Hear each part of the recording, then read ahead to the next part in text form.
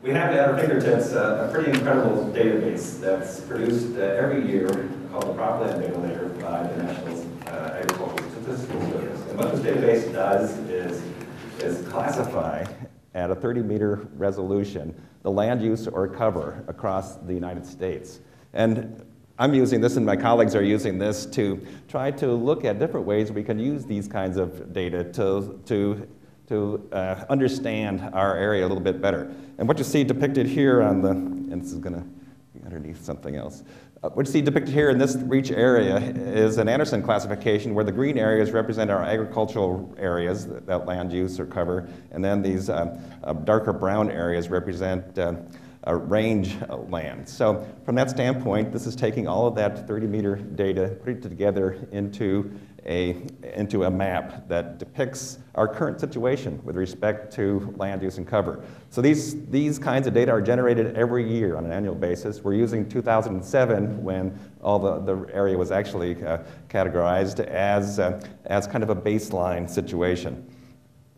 Many of you might remember in our proposal, we took the REACH region and used a Douglas classification of agroclimatic zones to try to project, using the criteria they used to define these regions, what the region would look like in terms of different agroclimatic zones in the year 2050, following a different climate scenario. And this is what you see depicted here. We realized from this type of analysis that yes, there was interesting shifts from the standpoint of how agroclimatic zones might appear in this future delineation. And so a lot of this is what we're going to do from the standpoint of identifying AEZs and geospatially delineate them. And we're going to use the cropland data layer in order to do that. And so what we've done is use some very simple criteria to divide the agricultural region up into different classifications. And they consist of this annual crop area where we don't use very much fallow, a transition area in yellow where we have an annual crop fallow transition. So, and then a grain fallow region, that's this reddish color right here, and then an irrigated area. So we've taken all those agriculturally designated pixels, we've further classified them into these 4 different types of agricultural cropping systems. And we can do this each year. So here's 2007 and here's 2009.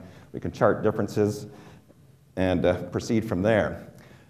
One thing that we really wanted to do was try to establish relationships between this geographic distribution of major land use and bioclimatic variables.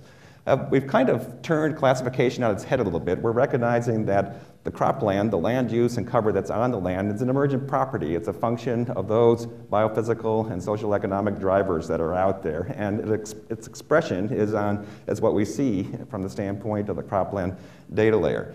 And so instead of the approach used by ecoregions or neon domains where they use the biophysical drivers to define the regions, we're actually using what's on the ground to try to assess where pertinent and relevant kinds of divisions and classifications take place.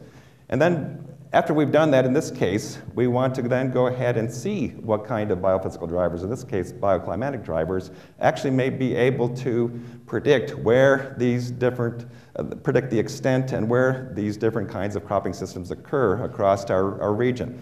And much of that is based on some parameters that are specific to crops, notably water supply to complete the life cycle, growing season length, heat requirements, extremes tolerated in terms of temperature and water.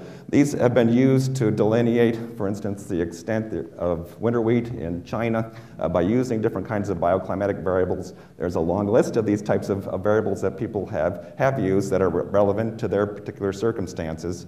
And we're hoping to use that then, this type of an approach, to actually delineate cropping systems. So we're going beyond just the cropping system to try to delineate their extent currently, and also to project what might happen to those extents in the future under different kinds of climate.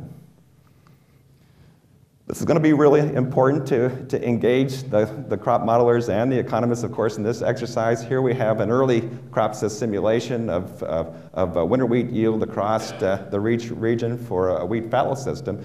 But note that Claudio had to go ahead and kind of model across the whole region, not recognizing where the wheat fallow region actually occurs. And CropSys in its current form, anyway, is unable to say, okay, this is a wheat fallow region, and this over here is an annual crop region. So we're going to have to rely then on our capabilities of using this cropland data later to actually delineate where does the wheat fallow region actually occur currently in order to apply the results of some of the simulation models, for example.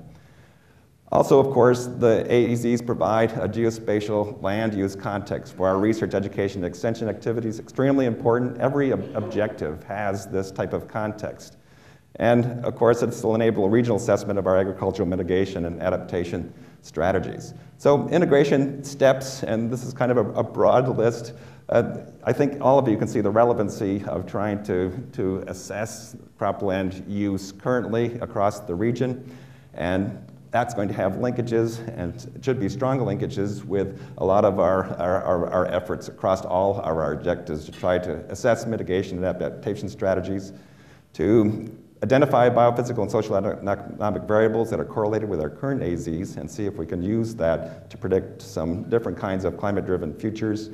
And I'd also like to see us track regional agricultural sustainability factors in terms of economic, social, and biophysical variables. So, thank you.